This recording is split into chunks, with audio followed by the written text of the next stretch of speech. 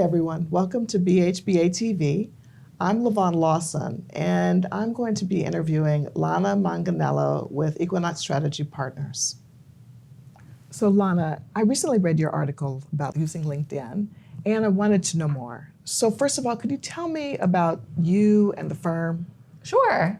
So I work with Equinox Strategy Partners. We're a consulting firm that works primarily with law firms and attorneys, mostly helping them raise their visibility and hopefully increasing revenue. So we do that mostly through individual coaching and group training around business development and marketing. Wonderful. When you say firms, so are you mainly working with small firms, solos, or large firms? I would say small to medium-sized firms. Okay. In LA. Any particular practice areas? Nope, we're practice area agnostic. I like that, practice area agnostic. Now that causes me to wonder, how did you get into this? I've been in business development and marketing for the entirety of my career in different industries, and recently decided to focus on working just with professional service providers like attorneys, accountants, and business managers.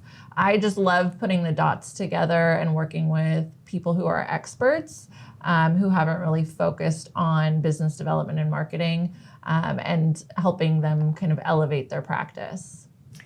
Have you ever worked with someone who's just starting out? I've worked with everybody. I've worked with people who have just started out, and I've worked with people who have been very successful and have been in business for a long time, but they want to change something about their practice. Tell me more about how you provide the service. What exactly is it that you do? Say you're working with someone like me. I'm coming in fresh. I want to work on my business development. How do we, what kind of conversation do we have? So the first thing that we do when I start working with a new client is really understand what they want moving forward. So what kind of clients do they enjoy working with the most? What kind of matters are most exciting to them? Really get them clear on what is ideal new business for them as the first step. And we really try to narrow that down by as much as we can. So being a generalist makes it really hard to market. It's really overwhelming. There's too many things to do and your audience is too big. So we try to help our clients really narrow in on where they want to be the go-to person. So that can be a certain demographic of client or a certain practice area. But that's the first thing that we're doing, is really narrowing it down. The second thing that we do is identify opportunities to increase visibility. So thought leadership and that sort of thing. So in regards to thought leadership and raising visibility, we really want to make sure that the activities that we decided are probably the best way for you to move forward are things that you're going to enjoy doing, because all of our work with our clients is very individualized to you. You obviously like to speak publicly. Not everybody does. So, some people maybe want to spend more time on boards or writing articles. Some people really do like to speak publicly. So figuring out, based on your likes and dislikes, what's going to be a program that's actually going to be something that you look forward to, or at least you don't dread. That's very encouraging. It's very interesting that you focus so much on the person and figuring out a personal strategy. So the first part, is that sometimes the hardest part, just kind of figuring out who that person's best client is? So it definitely is a challenge for a lot of attorneys to narrow down what their practice is. And they feel like maybe they're excluding work, when the reality is this is really for marketing purposes. So the benefit of narrowing down, your target market far outweighs whatever you are perceiving as a loss. So that part is difficult in just, getting on the same page wrapping your head around this idea of, over the next 12 months, I'm focusing on this type of matter when it comes to marketing and messaging. But once we get over that hurdle, which for some attorneys, it's not a hurdle because they know that they love this specific area or there's something happening with tax law or whatever, and they're honing in on that or taking advantage of that. But I think the hard part with any of this is once you come up with a plan, actually sticking to it and being accountable to kind of what you set out to do. So that raises the question, how does one stick to it? So I think the first part in staying accountable and sticking to the program that you're setting out to do or to implement is making sure that these are things that you don't dread doing. So these are things that are natural for you to be doing. If you're joining boards, you have to actually care about the mission of the organizations that you're getting involved with. So that's the first part of it. The second part is, I'm a coach and I work with clients on a monthly basis. So finding some accountability buddies. So, if you're not working with a coach, find another attorney that's in growth mode like you are and plan to check in regularly with each other. There's definitely something to be said when you actually tell someone you're going to do something. You're much more likely to actually do it. And if you wrote it down, even if you're sending each other, quarterly emails, kind of updating each other on where you are with your goals for the year or what you intend to do over the next 3 months, that's a good way to have some accountability without, necessarily engaging a coach.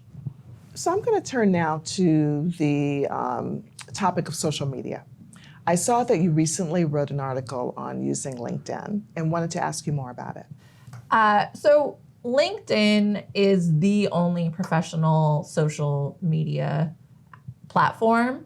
Facebook has more users, but as far as a professional platform, LinkedIn has something like 600 million users. And in 2016, Microsoft bought LinkedIn for more than $26 billion.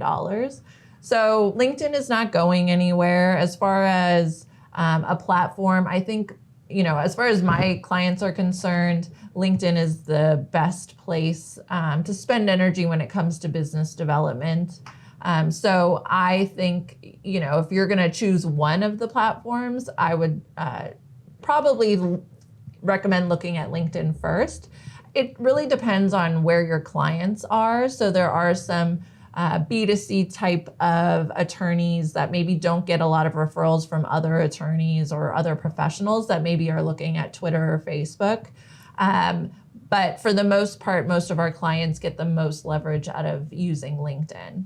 So, people often talk about using LinkedIn as a platform to gain employment. But for purposes of actually getting, business and referrals, are you noticing that LinkedIn can have real effect in that regard? Oh, definitely. I think really LinkedIn for a lot of people is just a database of their contacts. So you may have used LinkedIn for employment and are now finding that this is also the same people that you were reaching out to for job interviews are potentially referral sources or clients. But I definitely think that LinkedIn is a great way to stay top of mind with your contacts, regardless of how you came across those people. But we find that the majority of our clients are getting new business from existing relationships. So LinkedIn is just a great way to remind the people who already know who you are, what you do, and when to think of you. But when you go on a LinkedIn page, there's so much happening. There's so many articles and announcements. How do you help people kind of rise above the noise and develop a strategy using LinkedIn? So I definitely think that you need to have a strategy when you use any media platform. Otherwise it's a black hole if you just plan to jump on whenever you're in the mood. So certainly planning out when and how you're going to use LinkedIn. So if that means calendaring 30 minutes a week to look at what's going on in your feed, or to update it with things that are going on at your firm, or depending on who your client base is and who you're connecting with on LinkedIn, there may be some updates with legislation that you want to talk about. But definitely planning, I think, is the key part of that. So knowing that, on a regular basis, you're jumping on to do a very specific thing, even if that's scrolling through, the feed that's on there. But having some parameters around that, I think, is key to making, A, leveraging it, and B, making it feel like you're actually getting some use out of it. So if one were to say, provide updates or write articles, is it more advantageous possibly to focus on certain LinkedIn groups as opposed to sending a message that goes out to everyone who's a contact? Or does it just depend? So as far as groups, I don't see a lot of traction with my clients using groups, and I personally don't really use groups. And you're not really using LinkedIn to send out mass messages. So your posts are showing up through an algorithm on the feed of your contacts. So, I think the key when you're thinking about LinkedIn is just being regular about it, because you have to, if you have 1,000 contacts, chances are 200 of them might see your post. So it's really not a great way to communicate a specific message to your clients or prospects or referral sources. But if you have a consistent message, the chances of them seeing it go up. And there's a lot of value in, posting in a platform where people who may not know you will see you linked to the very specific area that you're working in. So that's why it's important to narrow that messaging, because people need to see it multiple times and be reminded of you repeatedly. Does using LinkedIn or any social media platform ever work in the context of, say, a broader strategy? For instance, do you ever work with someone using LinkedIn as well as using posts on other platforms or on their website, or is there ever more to it? Yeah, so LinkedIn should always be part of a larger strategy. So, I wouldn't say it's so much connected to your other online activities, but definitely should be connected with all of your other business development activities. So, you're wanting to make sure that you add all of the contacts that you're meeting through the different organizations that you're involved in, all of your speaking opportunities. I would definitely recommend our clients are regularly updating their contacts with everybody that they've met recently, and going back and looking at previous firms that they worked with, law school people, making sure everybody that they have some connection to is connected with them on LinkedIn. Even personal connections, I think it makes sense to connect with the people that you know personally on LinkedIn, because you never know. They may have no idea what you do, and it could be a great service to them to know, what you do and be able to refer you business. Your article on LinkedIn was very helpful. I was wondering if you had any practical tips with respect to completing your profile or anything else that you might want to discuss. So some of the things that people do wrong are pretty basic. So making sure, number one, you want to make sure that all of your contact information is up to date. You want to make sure your picture actually looks like you and is from this era. You always want to make sure you're taking advantage of the headline. So that would be, that first line that describes what you do. And writing attorney or lawyer, there is really a lost opportunity, especially if you get a lot of your referrals from other attorneys. You want to make sure you're really highlighting exactly what it is you do in that headline. Okay, so how should someone complete the header? So what we generally tell our clients is take advantage of the 150 characters that they allow for you to put in that spot, to really highlight exactly what you can do for a client. So, if you're naming exactly who your client is and what you do for them, that's generally the best way to take advantage of that, because that's also utilized in SEO when it comes to internal searches on LinkedIn and then also Google.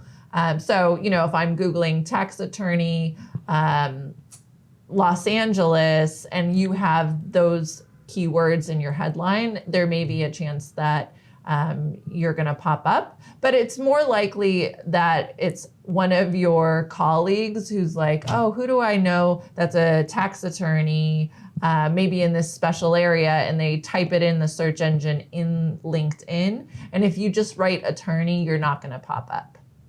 What do you say to people who say they don't need to be on LinkedIn? Well, it's the sad truth that if you're not on the internet, you basically don't exist. So whether or not you think LinkedIn is good or bad, Google is using LinkedIn to decide, where you're going to fall in their algorithm. And LinkedIn makes sure that your LinkedIn profile is one of the first things that pops up in a Google search. So even if your entire practice is built off of referrals, having a LinkedIn profile that really reflects the professional that you are makes it that much easier for your clients to do, or potential clients to do due diligence on you, and make sure, it's all adding up, based on what the referrer said about you. And it makes it a lot easier for your referral sources to remember exactly what you do and when to refer you. Well, that was very helpful, actually. And I'm certainly motivated to go work on and enhance my digital profile, because you've really made clear how important that is. Lana, it has been such a pleasure to speak with you this afternoon. Thank you for joining us on BHBATV. Thank you so much. It's been my pleasure.